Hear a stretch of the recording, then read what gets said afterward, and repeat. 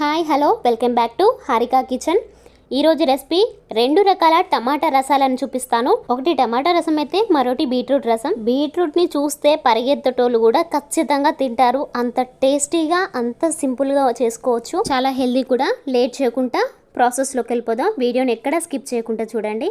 ముందుగా lemon size అంతా చింతపండును నానబెట్టుకోండి. లెమన్ సైజ్ అంతా చింతపండు తీసుకోండి. చింతపండు తక్కువగానే తీసుకోవాలి, ఎందుకంటే టమాటాలు కూడా పుల్ల ఉంటాయి కాబట్టి. ఎక్కువ చింతపండు తీసుకుంటే పులుపు ఎక్కువై టేస్ట్ అంత బాగుండదు. ఆ తర్వాత మిక్సీ జార్లోకి 5 మిరియాలు వేసుకోండి. ఇక్కడ నేను 100 గ్రాముల వరకు కట్ చేసుకున్న టమాటా ముక్కలు వేసుకుంటున్నాను.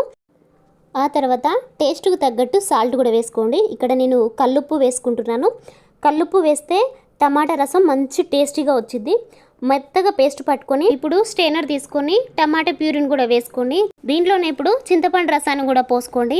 250 ml వరకు నీళ్లు పోసుకొని మొత్తం వడకట్టుకున్న తర్వాత దాంట్లో ఉన్న పిప్పిని కొద్దిగా ఆ రసంలో వేస్తే మరిగించుకునేటప్పుడు ఇంకాస్త టేస్ట్ పెరిగిద్ది, చాలా బాగుంటుంది. ఆ తర్వాత 1/2 టీ స్పూన్ వరకు పసుపు వేసుకోండి. ఇప్పుడు దీంట్లోకి మసాలా ప్రిపేర్ చేసుకుందాం. జీలకర్ర స్పూను, శనగపప్పు స్పూను, 1/2 టీ స్పూన్ వరకు మెంతులు, 2 టేబుల్ స్పూన్ల వరకు ధనియాలు, 2 చిన్న ముక్కలు దాల్చిన చెక్క, 4-5 మిరియాలు, 1 రెబ్బ కరివేపాకు, 4-5 వెల్లిపాయలు వేసుకొని 2 నిమిషాల వరకు లో ఫ్లేమ్లో ఫ్రై చేసుకొని ఆ తర్వాత మిక్సీ పట్టేసుకోండి.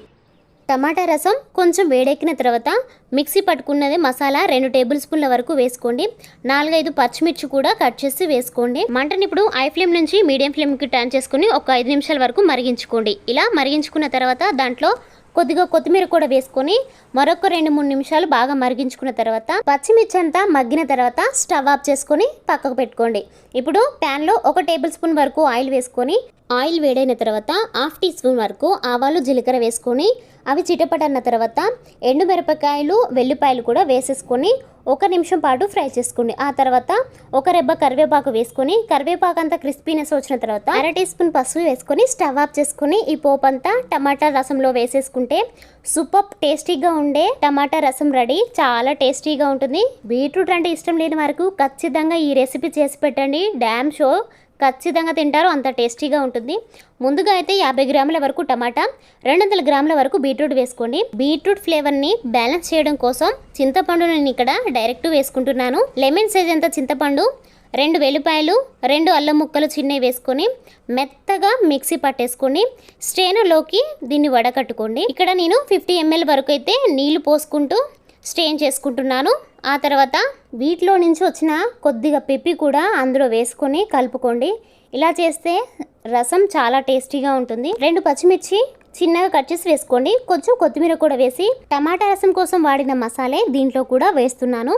1 టేబుల్ స్పూన్ వరకు వేసుకొని ఇంకో 50 ml నీళ్ళు పోసుకొని 2 నిమిషాల వరకు ఐ ఫ్లేమ్ మీద వేడి చేసుకున్న తర్వాత 1/2 టీ స్పూన్ వరకు పసుపు, టేస్ట్కు తగ్గట్టు కల్లుప్పు వేసుకొని మీడియం ఫ్లేమ్లో మరిగించుకోండి. ఇది ఫ్లేవర్స్ అన్నీ బయటకు వస్తూ మిర్చి అంతా మగ్గేంత వరకు మరిగించుకోండి.